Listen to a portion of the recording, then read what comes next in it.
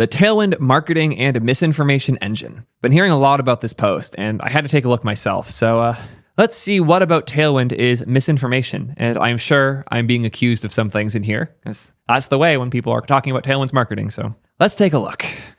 Tailwind CSS was born out of this sentence. The most reusable components are those with the class names that are independent of the content. Yeah, that's true. This is part of his keynote speech at Tailwind Connect last year.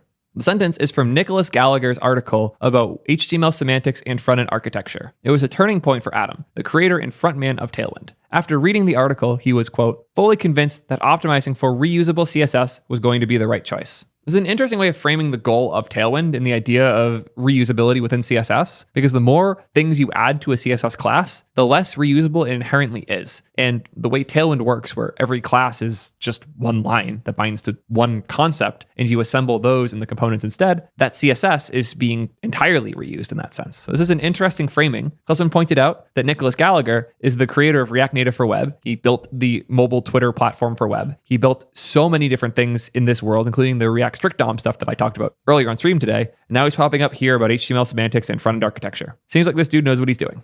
Good stuff. Let's take a look at the rest of this article though. Phase 1, the origins of Tailwind. Nicholas points out in the article that scalable HTML and CSS must, quote, rely on classes within the HTML to allow for the creation of reusable components. So instead of using a content-dependent class name like news, one should use content-independent names like UI list or UI list item. I'm already predicting where we're going. Semantic HTML is going to be the thing everybody's mad about. The more generic the name, the more reusable it is. He used the famous media object as a prime example of reusable CSS. Very simple object, but it's very powerful. We can eliminate a lot of lines of code by expecting this repeating pattern. The hard part is making sure the image can be any width so the element's reusable. Cool. So this is an example of making a custom media class that could be applied on anything with like an image and it'll be handled correctly. Oh, look at that. Stubbornella got shouted out here. If you guys don't know, Stubbornella is Nicole. She is one of the core people within the world of browser standards and is also one of the people who invented one of the earliest utility CSS solutions. She used to work at Google on the Chrome team trying to bridge the gap between frameworks and Chrome. And she somewhat recently went over to Apple. So absolute legend. Not surprised to see her popping up in things like this. Oh yeah, this is all Nicole stuff. Did she just write this? Yeah, this is Nicole's blog. Stubbornella.org. God damn it. I need to pay more attention to these things. Anyways, good example. But that's not how Adam understood the sentence. Instead of moving towards more reusable class names, he introduced a custom grammar to inline styling rules directly to HTML. Yeah, oh boy. Here's where things start to fall apart. This is going to be a wonderful mess. Sticky top 0, yeah, your usual Tailwind. Span class, yep, cool.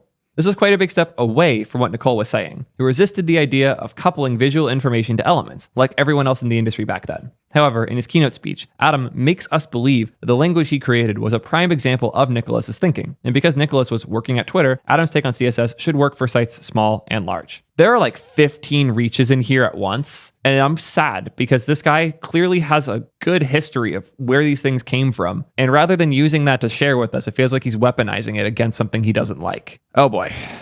On August 7th, 2017, Adam wrote an article about CSS utility classes and separation of concerns. It demonstrates, with cleverly chosen examples, how his new creation leads to more maintainable CSS architecture. But there was a challenge. To make such a statement, he needed to reshape the established CSS best practices, so he introduced new terms to back his contradictory idea. The new terms and phrases Tailwind devs are familiar with. This feels like a bit of a reach, but we'll continue going as we need to. The new approach can be summarized as follows. Semantic class names are the reason CSS is hard to maintain. It is a thing Adam says here, but it's one of the many pieces. And he also goes to something here that I think is important. You're never going to believe me until you actually try it. This was me. I have made a couple videos where I talk about this before, but I did not think I would ever like Tailwind. And then I had to use it because a coworker had selected it for a project. And I was probably like 3 days in or so before I fell in love. And now I'm all in on Tailwind to the point where I'm probably going to be stereotyped as the marketing machine that this article was built to shit all over. So yeah, I agree with Adam 100% here. On top of that, I don't think this article has even kind of acknowledged the idea of a component yet. Okay, the creation of reusable components is touched on here. A bit about Catalyst, and component there does not seem like this author really wants to acknowledge components and how they've changed things.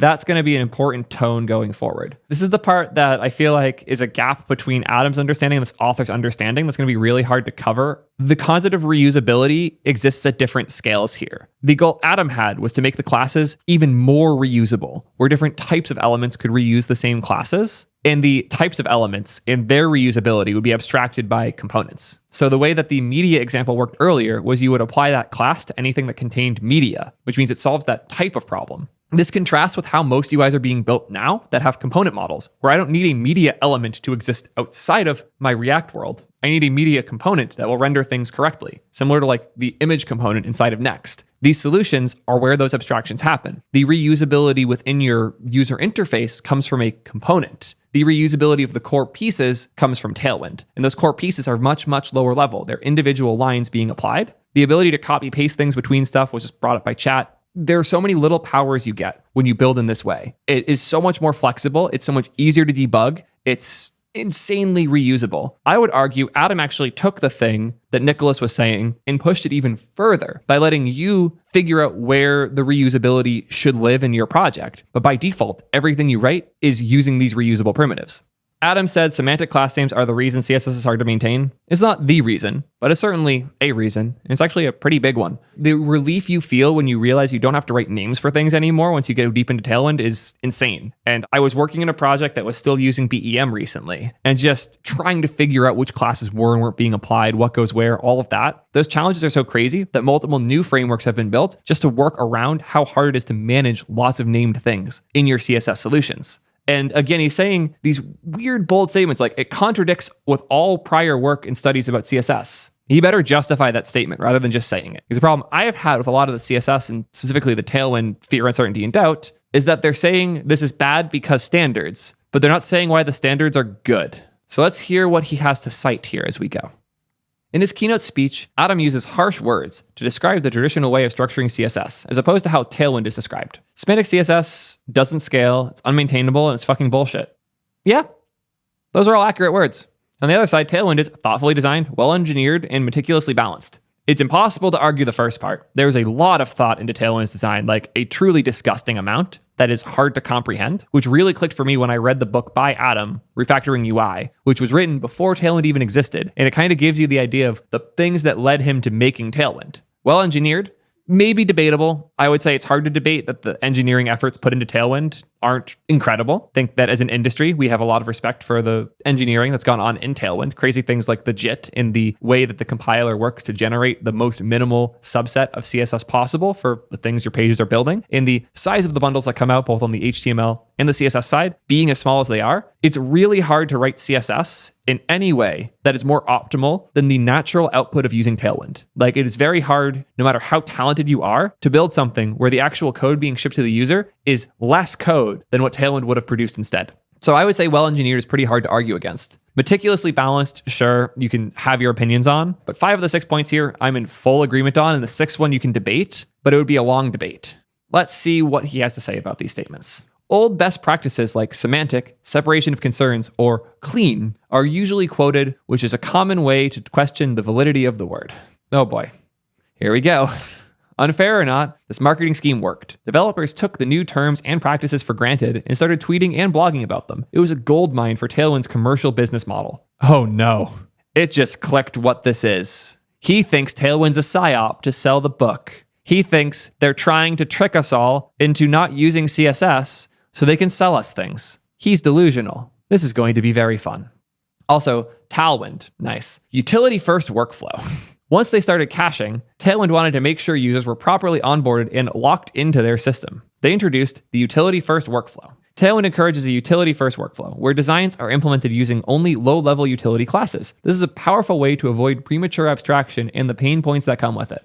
Here's how the flow works. Step 1, onboarding. In the utility-first approach, the idea is to build everything out of utilities and later extract repeating patterns as they emerge. Didn't he just say putting things in quotes is a way to pretend the words don't mean anything? Anyways. You're encouraged to try the system. Adam says, if you give it a chance, I really think you'll wonder how you ever worked with CSS any other way.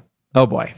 Once installed, you'll quickly start to see why people enjoy Tailwind. You can write your styling in the same place as your markup and never think about semantic class names. You feel productive with all the handy shortcuts coming together with hot module replacements. Not touching on the component part here at all, seems to really avoid that.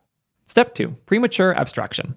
At some point, hundreds of utilities later, the code you've written doesn't look pretty. You start wondering what comes next after the utility first step. How do you clean things up? Turns out, there is no next step, or it kind of exists, but it's called premature abstraction. You can start extracting classes with @apply, but the documentation for reusing styles describes it as bad practice. Whatever you do, don't use @apply just to make things look cleaner. Why should I use @apply for, if not for cleaning up? Documentation does not say. It only tells me why it shouldn't be used.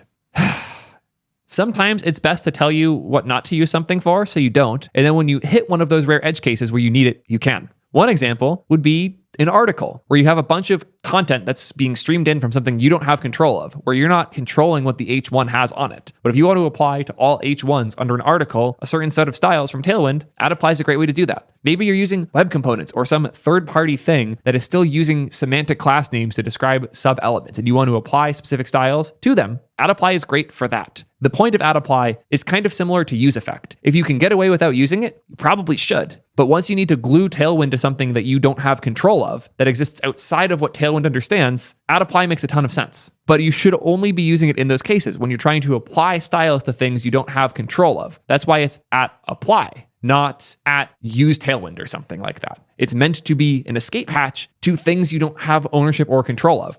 And rather than understand that, this author is really excited to say they don't like clean, so they're bad. And also, they didn't tell me how to use it, so I should guess that this is negative. Okay, we'll see where this goes. There are some really good points in the reusing styles page that I really like that he just did not touch on, including the word component, which appears 18 times on this page, even though in the article you're just reading, it appears 5 and only in context 2 times. There's one core point a lot of these older HTML standards devs just don't like to acknowledge. And honestly, huge credit to Nicole specifically for being good about this and helping bridge the gap between the Chrome team and the rest of the world. Most devs aren't reusing their styles by applying the same CSS to 5 different things. Most devs are reusing styles by rendering the same component in 7 different places. The point of Tailwind and a lot of the new things like it, including StyleX, who this author would hate just as much based on their current points, is that it lets you contain the behaviors to a reusable piece that lives in JavaScript. Because we're reusing things in React, not in styles. If I have a bunch of different elements in my project that are using the same styles, and they're all applying the same class name,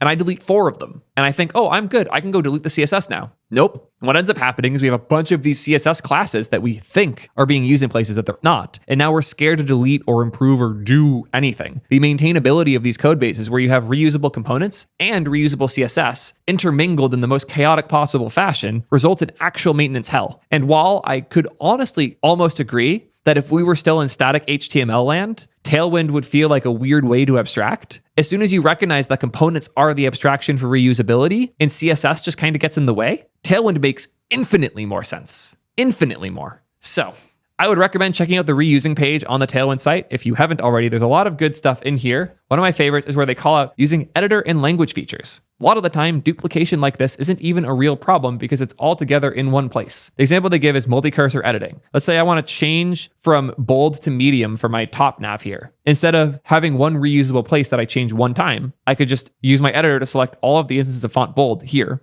just pressing a hotkey, and then change them all at once. It seems silly, like why wouldn't you put that somewhere else? Isn't not repeating yourself super important? Well, hopefully we all agree that dry was not the right way to think about all your code. And this is much easier because this is much clearer, easier to fix and maintain. And the most important part, when there's something wrong with our styles on our website and I need to go fix it, it's easier than ever to find the specific element that has the wrong style and fix it. That's the magic of this system. It's not just easier to write, it's way easier to fix, debug, and maintain. And if you really wanted just one class for all of these, just go quickly define a component on top called TopNavLink and apply these there and then have a list that iterates through them all. It's not hard to do. You choose where and how abstracted things are because you're abstracting them in your JavaScript and in your framework yourself. If you can't abstract things because your life is static HTML, not only should you not be using Tailwind, you shouldn't be talking about it because it wasn't made for you. And that's fine. It's also funny because communities that I would argue lean that way, where it is a static HTML response you're getting, like, I don't know, the Elixir community or the Rails community or the PHP community, all of those places, all of them have embraced Tailwind surprisingly hard. Especially the Elixir community that seems to love Tailwind and how it lets you reuse pieces across things and not have to deal with yet another programming language they don't want to touch. So You need to not just contest with, in your little bubble, how Tailwind doesn't necessarily help you. You need to contest with the rest of the world, everyone from freaking Laravel to Elixir, why they're all wrong too. Because we all have grown to fall in love with this pattern. Anyways. Step 3 is vendor lock-in. Oh boy. So I keep coming back to the first step, resulting in more and more utility classes. I'm locked inside of a loop. Don't make things look cleaner. So we have the Tailwind mockup. We have the semantic markup equivalent of class equals primary. So we don't make them cleaner. We just keep going back in here. Yeah. And I find this is a rather clever way to lock people into using Tailwind, resulting in more retention, loyalty, and money. This is a straight up conspiracy. I am being fucking psyoped into reading a conspiracy to all of my viewers right now. You know what? Credit to the author. I would stick to the tinfoil hats and aliens if I were you, but to each their own. Obligatory, before I forget, if I see any single one of you guys harassing this author, regardless of how we feel about the article, permaban from everything related to my community, I do not want to associate with you. This person does not need to be harassed. They do not need to be talked to. I'm using this post as an opportunity to share with y'all why these arguments are stupid, so if other people in your life make them, you can reference this argument. Not go after this guy and give him a bunch of shit for what he wrote. That's not the goal here. Clearly, his mind can't be changed, and we shouldn't be interested in that. But there are people who read this and assume, because it's stated so confidently from somebody with experience, that it has to be true. And my job here is to tell you it is not. Anyways. Phase 3, Catalyst UI Kit. December of 2023, Tailwind introduced Catalyst with a richer set of language expressions and a React-based UI library. This is where he's going to start saying this whole thing's for money. Oh boy. The DSL. To keep up with ever-evolving CSS standards, Tailwind introduced another set of language literals. Over the years, Tailwind has grown from a simple set of atoms to a vendor-specific language with expressions, operators, and method calls. Let's look at the source code of the first button on the Catalyst demo. The black button source code. Expressions are sorted alphabetically. Button BG theme. I have many questions about this. Well, yeah, the same way I'd have a lot of questions if I was reading a CSS class that had this many lines. I would have just as many questions. But most importantly, how is this wall of text more maintainable than a class name like primary? This can't be good faith. I have to be getting trolled right now. You're joking, right? Because adding the word primary instead means all of this just gets deleted.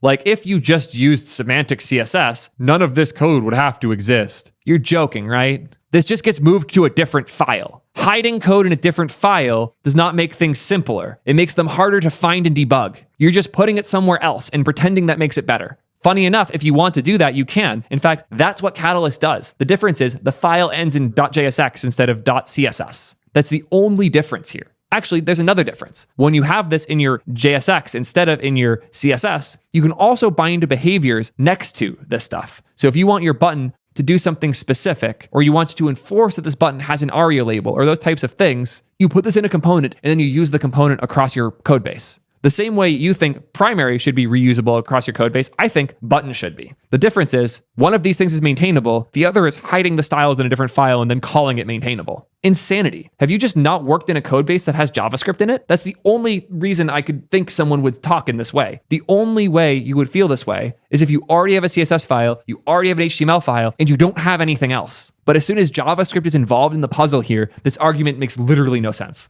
Anyways. Also, are there any limits to the utility-first workflow? When can I use add-apply to clean things up? After 50 expressions, 100 expressions, 1,000? Oh my God. Modeled after HTML. Another major feature in Catalyst was a new markup language that separates all the language literals behind the React components. Here's a dialog example using Catalyst components. Cool. It's a component library. Component libraries are the most normal thing in the fucking world. Have you used a component library before? Yes, no, I'm lying. No, actually, I haven't. I'll do one more. No, I don't do front end. I don't know about you guys, but I usually hand roll my own markup language each project. Not even that. You're hand rolling your own bindings between the style system and your components when you come up with your own naming syntax every single time. That knowledge is not transferable even between files in your existing project, much less between projects, much less between teams. It's not even a component library. It's a ShadCN UI style of templates. Even funnier. So of my audience who has answered thus far, 13% total have not used a component library. Component libraries are the most normal thing in the goddamn world. And for this author to just pretend this is some new magical DSL that the Tailwind team made to sell us something, is actual conspiracy theory level chaos. I can't believe he's doing this in good faith. Button primary kappa. Yep, y'all get this. I don't need to be yelling at my chat about this. This isn't for you guys. I could see why Prime got heated enough reading this. This is a hard article to read and also make a video about because I don't want to be as negative as it's making me be. It's just so egregiously wrong in bad faith. The markup feels surprisingly similar to semantic HTML. Yes, because we are using components for our semantics. The semantics of the HTML doesn't matter when it's a compiled output of our page content. When we are running code to generate the page and update the page, our ergonomics around the reusable pieces is way more important than this vague concept of semantic HTML that you keep wielding as though it's a magic power that makes all the clean stuff happen and all the dirty stuff go away. This is how components work. It's not vendor-specific markup. It's literally how components work. Let's see how often the word standards comes up in this page. 6 times, and components comes up 4 times. Says a lot. This raises more questions. Most importantly, how is button class equals plain different from button plain? Isn't this semantic, the root of all bad in CSS? I don't have words. Does this person not know what JavaScript is? That's the only conclusion I can come to here from this sentence. Here, chat, can you guys tell me how an HTML button with the class plain differs from a component name button with the prop plain? Let's see it in chat. How are these different? I'll give you guys a hint. There's no one answer. There's like 1,000. HTML is not a component. Button plain is actually that, possibly underneath. Different file, JSX versus HTML. Props are data, which is not CSS. Needs JavaScript. One is HTML plus CSS. The other is JS that generates the same thing. Yes. But one important piece you guys aren't mentioning quite enough here. Yeah, one has code behind it. Very, very useful. The difference is I control the behavior of button. I control its inputs, its outputs, its behaviors, its everything. I define button not just as a way things look, but as a way things work. The way it looks, its styles, its behaviors are things I get to decide when I define the button. But when I define plain, I could use plain in 15 places that all have different behaviors and expectations. And now when I change what plain does, it might break 4 other things. But when your components are encapsulated, containing the styles, the logic, the data, and the behaviors, all of that being contained is so good that we've now built dozens of frameworks around it. The reason that we have this huge surge of frameworks that everybody loves to talk shit about is because components revolutionized how we do development. It's so much better that whole new frameworks outside of the web have been built, like Swift UI. Like if CSS was so good, why does Swift UI code look exactly like React? Their body equals some view. Has a VStack that has these properties, an image that's resizable, aspect ratio, frame, clipped, all that. You define a thing you want to use, you define how it looks and what you pass to and from it, and then you reuse this component in other places. This is how the world decided UIs are built and scale, because it's how UIs are defined that are scalable. We as an industry have moved towards this because it is so much more maintainable. Even new projects like the Rust work being done for Zed, the text editor, they built everything on top of their new Tailwind equivalent that is built into their Rust runtime and rendering engine, where all the components are defined like this, because this worked better. The industry is standardizing on a component model because it lets you scale in ways you couldn't before, because you can have different teams maintaining different components and everything works together because the relationship between these parts is a contract that is defined through the framework itself. But my CSS looks worse. Fuck off. And the standard HTML dialogue is bad, but dialogue with uppercase is legit? No. Lowercase dialogue has no guarantee over how it behaves. Uppercase dialogue is a thing that my team reviewed with specific behaviors that we encoded or didn't encode because this is something we built. And that's the difference. If I was a solo dev that knew exactly how I wanted to use every single thing and all of my pages were static, and I was already a CSS expert, sure, these two things probably aren't that different. But if I have a team, if I have a framework, if I have scaling, if I have anything to worry about other than my shitty blog post, all of a sudden, I'm going to want a component. Jesus Christ. Why introduce so many different versions of the If your issue is with React, just say that. If your issue is with components, just say that. Tailwind shouldn't be catching strays because you don't like frameworks, sir. Because this article has almost nothing to do with Tailwind now that I've gotten this far. This whole article is this guy not liking components, which is such a weird hill to die on. Holy shit. Why is content-aware naming okay and element names but bad in class? He's so close to realizing in this moment. If he had just said the word components here, he might have had the realization of how dumb what he was saying is. But the fact that he can't tell the difference between an element and a component says everything I need to see about this author. Is separation of concern suddenly okay with Catalyst but bad with vanilla HTML and CSS? Yes, because separating by markup, styles, and behavior is dumb when you could instead separate by a piece that is being reused that includes all of those things. The same way that model view controller is dumb unless your problem happens to split up well into model view and controller, HTML, CSS, JS is dumb unless your specific problem happens to split well between HTML, CSS, and JS. But as soon as your team is architected differently, that doesn't work at all. A component being able to own all of those parts will always be better than inherently treating them separate and just dealing with the walls as they already exist.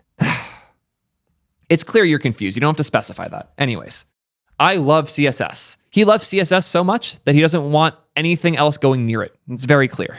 I started web development at the age of a blink tag, and CSS has always been my favorite part of the web dev stack. Particularly fascinated about the crossing between the design and front of the front end. Oh boy, does he think front end now has multiple parts and should be separated by those pieces, not by how our components are architected? Oh boy. Y'all should check out my full stack video if you want an idea of why I think this is dumb. I think most devs should understand how things on most sides work. If you are working primarily on the web, you should be very familiar with your design team as well as your backend devs that you're building the bridge between. If I've learned anything reading this, is that this particular author would be a miserable coworker. Heart goes out to anybody who's stuck working with this guy because I cannot imagine what a disagreement looks like. Okay, I can kind of imagine what a disagreement looks like. It looks like you giving up because it's not worth it with this motherfucker. Anyways. When Microsoft released Internet Explorer 4 with solid support for both external style sheets and DHTML, it nailed me to the separation of concerns pattern. I see it as the most important component for software scalability, and it's particularly important with HTML and CSS. He's so close! The word component! It's right here! He's so close, but he's not even using it as a component, as like the thing we use on the web. He's right there. It's really funny to me that one of the 4 times he referenced components in this article, it has nothing to do with components. The way of organizing design has been around for centuries. There are element types and contexts. The nuanced relationship between form and function. CSS is the missing tool to bring foundational design thinking to front-end development. These are just words. These don't mean anything.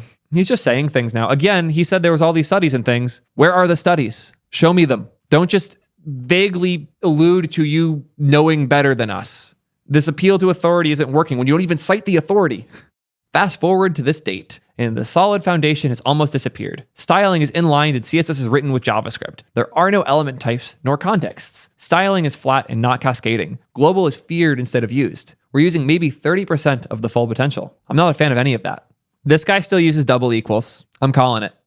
I recommend everyone to take a closer look to what has happened to CSS there in the past 10 years. Regardless of your current stance, it's a powerful language that far surpasses the capabilities of Tailwind. Learn to build scalable architectures and see how atomic class names and inline styling fit into the bigger picture.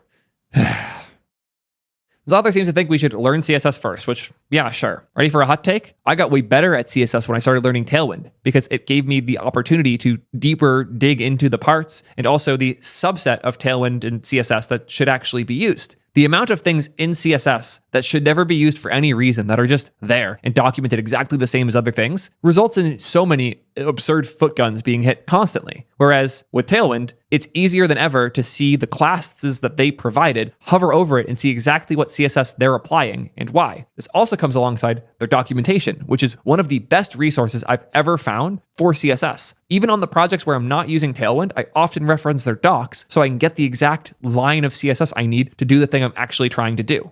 This is a message from Haman. If you don't know him, he created StyleX, which is really interesting because it's a little more traditional CSS-y than Tailwind, but it's built to be entirely scalable and modular to work well in something like a giant code base like Facebook's. And he's pointing out here there's a difference between learning styling and learning selectors. I learned a lot about styling from Tailwind, and I'm able to ignore all of the bullshit around selectors. I suck at selectors now because selectors are a bad, unscalable pattern, and I can finally avoid it. First thing he says is to start from Nicholas's post and learn the benefits of semantic naming. Understand how Adam cherry-picked one sentence and misused it to validate the contrasting practices of Tailwind. This post is really good, and it does not show an example of being cherry-picked. In fact, this article has done a phenomenal job of cherry-picking random, unrelated things, ignoring reality, and then writing its own narrative. Cherry-picking can go both ways. Cherry-picking can be you take one thing and misuse it. It can also be you entirely ignore 95% of things. You get the point. Number 2, study MDN documentation on web standards. There's a lot, so start with the most important aspects of CSS, the cascade and specificity. Someone who's been writing a lot of web for a very long time, I promise you, cascades and specificity are 2 of the most painful things you'll ever learn as a software developer. And I don't think we should Stockholm Syndrome new developers into feeling like they need to understand the inner workings of every single one of these things. Turns out, not worrying about these things can often make us quite a bit more efficient. The same way, components making us not have to think about the difference between a model, a view, and a controller has made a lot of things more efficient. As somebody said in chat, I definitely miss exclamation point important everywhere. Don't we all? I want to see if somebody can analyze his blog and find how many exclamation point importance exist on it, just for a quick dunk. I'd appreciate that. Point 3, take inspiration. Learn how the best developers in the game, like Ryan Mulligan, Ahmed Shahid, and Josh Comio, use CSS in more stylish and creative ways. Isn't Josh pretty cool with Tailwind? It's interesting to cite him here. Anyways, content first. Here's a better workflow. It has many names: standards first, content first, or progressive enhancement. Or make clean things. Class primary, color white. This would have been text white. The equivalent of this would have been text white. You start with a pure semantic layout and figure out all the reusable pieces of CSS. At times, especially when building new components, you might want to prototype quickly with inline styling, but that's okay and part of the system. You can clean things up later. This dude's delusional. I have no other way of interpreting this. As soon as you work in a job, you learn this is the most unreal thing that just doesn't happen. Once code is merged, it doesn't get cleaned up. It sometimes happens in very small circumstances, but it almost never does. What if, hear me out, crazy, insane thought, what if the default was clean enough that we didn't have to worry about it? And what if our arbitrary thought of what clean meant was kind of bullshit? Clean code is easier to maintain is... Does he not see the contradiction here? Does he not see how these contradict? You can clean it up later. Clean code's easier to maintain. How does the code get clean? Who did this? Who makes the code clean? And where's the work? You lunatics. Here's a diagram I made a long time ago about potential code quality. 0 is bad, 10 is good. I made this because Ryan Carniato, the creator of Solid, who's one of the most talented web developers in the world, didn't like TypeScript that much. It took me a bit to understand why. And this is how I understand why. Because Ryan's capabilities are such that he can do things greater than what the TypeScript system allows. The catch here, though, is that TypeScript has a pretty high floor as well as a reasonably high ceiling. Can you argue it would be nice if we had more code that was out here that was this good? Yes, that would be nice if we could. But as soon as there's a single person on your team that isn't above that bar, you're fucked. Because code will always default to whatever the lowest quality contributor is, period. So if you have something like TypeScript that sets these boundaries, it significantly increases the quality of what a dumber developer like a Theo might be capable of. The beauty of TypeScript isn't that it allows for all your code to be perfect, and anybody saying that is not to be trusted. The point of TypeScript is that it raised the floor so much higher that most of the code you write in it is inherently less error prone because so many classes of problems you normally run into have been thrown out just by adopting Tailwind. Now replace Ryan with the author of this post, TypeScript with Tailwind, and leave me here. In a theoretically perfect world, could this author write CSS that's ideal and slightly better than what Tailwind's capable of? Yes. But what he's refusing to acknowledge is that most CSS that's been written today exists here. Most CSS is awful and impossible to maintain and a terrible experience for everyone involved. What Tailwind did for me is it helped me do better. Where previously my CSS probably lived in like this range, Tailwind has given me the opportunity to shift this up because the baseline, the floor when you're using Tailwind is so much higher. Is the theoretical ceiling slightly lower? Sure. But when I have a team of people contributing from all over the place, like hundreds of developers working on my code base with me, I'm no longer talking about what the best possible code looks like. And to think you are is to never work in a real team. We're no longer thinking about how good can things be. We're thinking about how do we prevent things from getting worse? What walls and bars and things can we introduce to prevent the quality from slipping below this wall? What is our floor and how do we maintain it? And literally nothing in this article even acknowledges that that floor exists. In fact, right here, he's saying, write code that's below the floor. Eventually, you can move it back up. That's not how it happens. Once you do things wrong that first time, even if you deal with it later, it's already been copy-pasted to 15 places. There are no pain points in clean code, only benefits. This is the system I want to teach to my kids. I want them to understand how web standards work and where all the trends come from. Cool. These are cool things to like share and talk about, not fundamental parts of your education. I analogize to skateboarding a lot, and I feel bad falling back on that here, but whatever. You don't need to know the history of Ronnie Mullen to land your first kickflip. You need to know what a kickflip looks like and roughly where your feet go. If it turns out you actually like that thing, if it turns out you enjoyed the kickflip and you enjoyed skateboarding and you want to get more into it, eventually you'll get to the point where you care about the history of these things. But those are not necessary blockers for getting into the thing and being productive in the thing. Tailwind has risen the floor such that people who aren't super hardcore nerds about CSS can write good, optimal solutions for their things that they're building. And this article's refusal to see how the floor has been raised because it's too focused on the ceiling right now is genuinely hilarious. Because trends are temporary and standards are forever. You know what? I'll propose a bet. I will personally make the bet that we will see the way we do styling in the browser at a browser standards level fundamentally change to the point where it's unrecognizable before we will see the industry move off the component model. Components are a trend that is here to stay and is more established than styles and more established than CSS. And you've actually kid yourself into thinking CSS is permanent and components are temporary trends. You've fully lost the plot, like entirely lost the plot. Stay relevant. My guess, it's only a matter of time before Tailwind collapses. The vendor-specific language and the misleading communication cannot hold water very long. The utility soup produced today will eventually turn into technical debt. You mean the technical debt that you literally advertised as a way to build 2 sentences earlier? You're joking, right? Anyways, the next generation looks back and asks, you actually wrote that? Learn to write clean HTML and CSS and stay relevant for years to come. Okay, please tell me his ending example, that his final slide is the same exact dishonest example where he took the thing and put it in a different file and then said it was simpler. I had to make a meme out of this because this is just so insultingly bad faith, which is why I did. Make clean things. Yeah. One more important piece that I want to call out because the chat has called it out is that this isn't some dude's blog. This is a content-first web framework. It's very clear this individual doesn't think components are a good idea and has decided to, instead of acknowledging that components aren't a good idea, do really awful clickbaity shit to try and get us to give him free marketing. So yeah, here's your free marketing new. Read the FAQ. Oh boy, let's see this. Build a perfect web framework. Content-first alternative. Crazy how the word Aster doesn't come up at all on a framework about content-first web pages. Endorses semantic HTML and separation of concerns principles. Oh look, he said the word component. How hard was that? They're tightly coupled containers of HTML, JavaScript, and CSS in content, which violates the separation of concerns principle. Yes, it does. That's why it's so popular. It's way better to not worry about that. Jared. It'd be funny if I could blame Bun for this. Somebody in chat summarized this better than me. Does this not all stem from the inability to let go of the separation of concerns bit? I honestly can't think of another explanation. Yep, there you go, Supcake. I think that's where we end. The only reason all of this exists is this author's straight up inability to let go of this weird abstract concept of separation of concerns that the entire industry around him has recognized was bad and moved on from. And despite his ability to move on, I'll take advantage of mine right now and cut the video now. Peace, nerds.